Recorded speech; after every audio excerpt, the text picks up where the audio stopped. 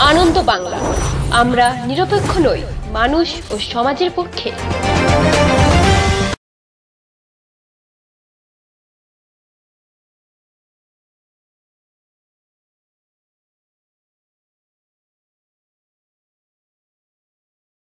আসন্ন লোকসভা ভোটে প্রাককালে বর্ধমান দুর্গাপুর লোকসভা কেন্দ্রের বিজেপি মনোনীত প্রার্থী দিলীপ ঘোষ প্রাতঃভ্রমণ করলেন বর্ধমান শহরের কালীবাজার এলাকায়। সঙ্গে ছিলেন বিজেপির ২ নম্বর নগর মণ্ডলের সভাপতি দিব্যেন্দু চক্রবর্তী সহ বর্ধমান জেলা বিজেপির সভাপতি অভিজিৎ দাস সহ অন্যান্য বিজেপি কর্মী সমর্থকরা। আমরা শুনে নেব বর্ধমান দুর্গাপুর লোকসভা কেন্দ্রে বিজেপি মনোনীত প্রার্থী দিলীপ ঘোষ কি জানালেন। টিএমসি চুরি করে ফেসে যায়, আবার সুপ্রিম কোর্টে যায়, আবার কানমোলা খায়, বাড়ি চলে আসে। আমাদের আস্থা আছে কোর্টের উপরে, দেখা যাক কোর্ট কি বলে, সে অনুযায়ী হবে। এত চোর ডাকাত গুন্ডা বদমাস, তাকে তাড়াবার দায়িত্ব কাকুর নিতে হবে। আমি নিয়েছি, লোক ভরসা করে আমাকে লাঠি দিচ্ছে, কখনো গদা দিচ্ছে, ত্রিশূল দিচ্ছে। আমার হাতে বোধে ওটা ভালো শোভা পায়, সেই জন্য আমাকে দেন মাঝে মধ্যে। বাকিদের হাতে তো বান্ডিল দিয়ে দেন। প্রয়োজন হবে কিনা দেখা যাক, আমার তো মনে হয় দরকার হবে না। এখানকার মানুষ যথেষ্ট জাগ্রত, তারাই সব ঠিকঠাক করবেন। যেরম ওই ফেজ হচ্ছে ভোট, সেদিকে নেতারা প্রচার করছেন। আমাদের মনে হয় এবার 3rd ফেজের প্রস্তুতি চলছে, তারপরে আসতে পারেন। প্রদেশ থেকে প্রোগ্রাম দেবে, আমরা করবো। মুর্শিদাবাদ জেলা যেমন ভারত থেকে বাংলাকে আলাদা করার চেষ্টা করছে, পশ্চিমবঙ্গ থেকে মুর্শিদাবাদকে আলাদা করার চেষ্টা করছে। কোনো আইন কানুন নিয়ম নীতি কিচ্ছু নেই ওখানে। বম বন্দুক যত দেখুন ওখানে, বোমা বিস্ফোরণ ওখানে, যত ক্রিমিনাল অ্যাক্টিভিটি টেররিস্ট ইত্যাদি ওখানে লুকোয়। তো টিএমসি ওটাকে মুক্তাঞ্চল করে রেখে দিয়েছে, যা ইচ্ছা করো, খালি ভোট দাও, জেতাও।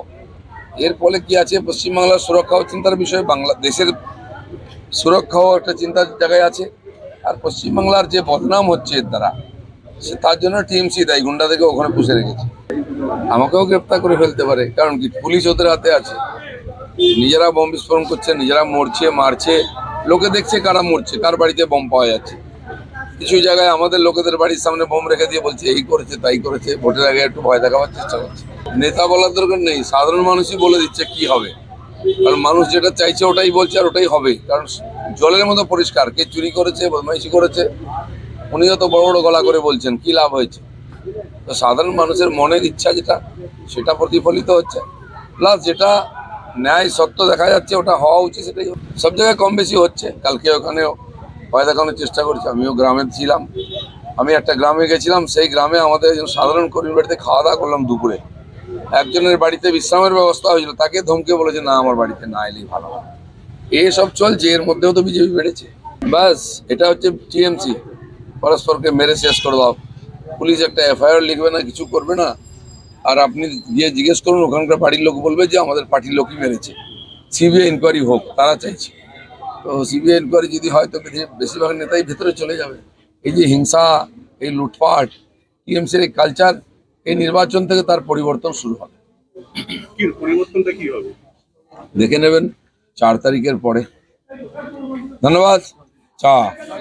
জয় শ্রীরাম। কালকে সন্ধ্যাবেলা একটা বিক্ষোভ করেছে ইলামবাজার নবগ্রামে, অঙ্গনওয়াড়ি কেন্দ্রের পাশে কিছু বোম বারুদ বুঝেছিল, বাড়ি ঘর সব উড়ে গেছে।